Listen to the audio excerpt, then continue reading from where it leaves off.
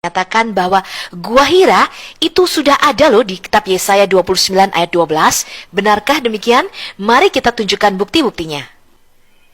Kitab Yesaya aslinya ditulis oleh Nabi Yesaya yang hidup kira-kira abad ke-7 sebelum Masehi atau kira-kira 700 tahun sebelum Yesus lahir. Dan kalau kita membaca kitab Yesaya 29 ayat yang ke-12 dikatakan, dan apabila kitab itu diberikan kepada seorang yang tidak dapat membaca dengan mengatakan, baiklah baca ini, maka ia akan menjawab, aku tidak dapat membaca. Dan kata-kata di situ tidak ada sama sekali ya yang menunjukkan kepada Gua Hira, teman-teman. Kemudian kira-kira tahun 280 sebelum Masehi, atas perintah Raja Ptolemy II, maka Alkitab Perjanjian Lama kita yang berbahasa Ibrani, sebagian besar diterjemahkan ke dalam bahasa Yunani oleh 72 orang tua-tua dari bangsa Israel. Alkitab dalam bahasa Yunani inilah yang kita sebut dengan Septuaginta.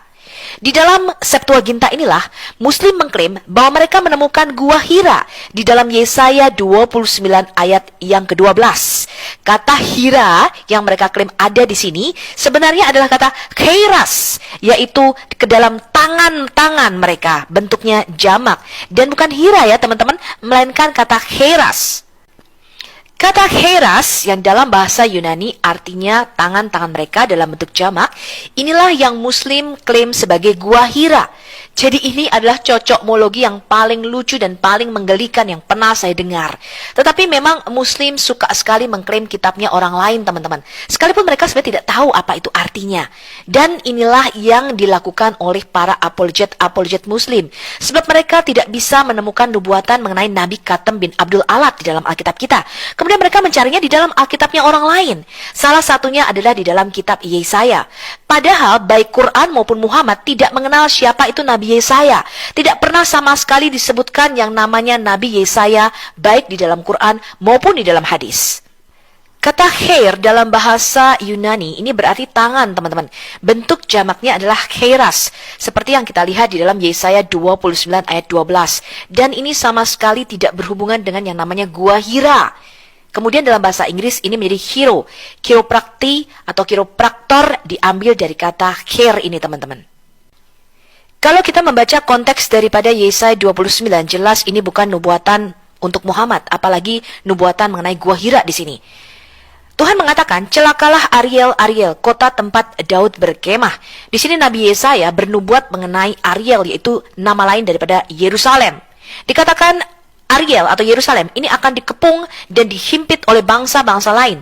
Tetapi bangsa-bangsa lain tersebut akan dihukum oleh Tuhan. Dikatakan ayat 7, maka segala pasukan bangsa-bangsa yang berperang melawan Ariel dan semua orang yang memerangi dia dan kubu pertahanannya dan orang-orang yang menyesakkan dia akan seperti mimpi dan seperti penglihatan malam-malam. Kemudian kita baca lebih teliti lagi. Ini nubuatan mengenai bangsa yang buta. Tercengang-cenganglah penuh keheranan. Biarlah matamu tertutup buta semata-mata.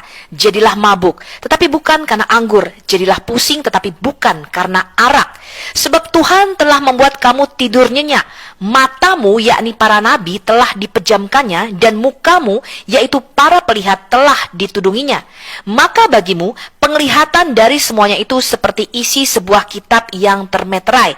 Jadi ini bukan sebuah buku, melainkan para nabi tersebut ketika diberikan visions atau penglihatan, mereka tidak tahu apa itu artinya, teman-teman.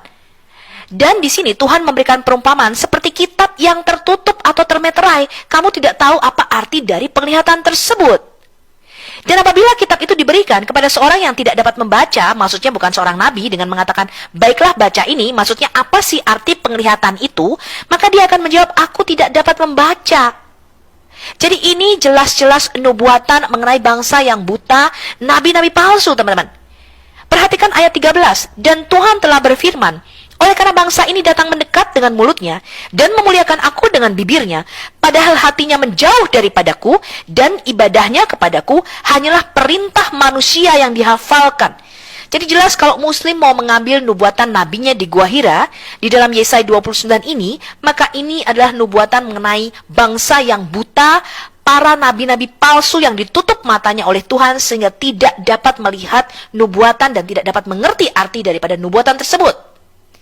Jelas ya, jangan lagi Anda kaum Muslim cocok logi dan mengutip-ngutip ayat daripada Alkitab kami. Sebab Anda adalah kaum umi, yaitu umat yang tidak tahu kitab. sedangkan kami adalah ahli kitab, yaitu orang yang mengenal dan punya kitab-kitab daripada Allah yang Maha Tinggi.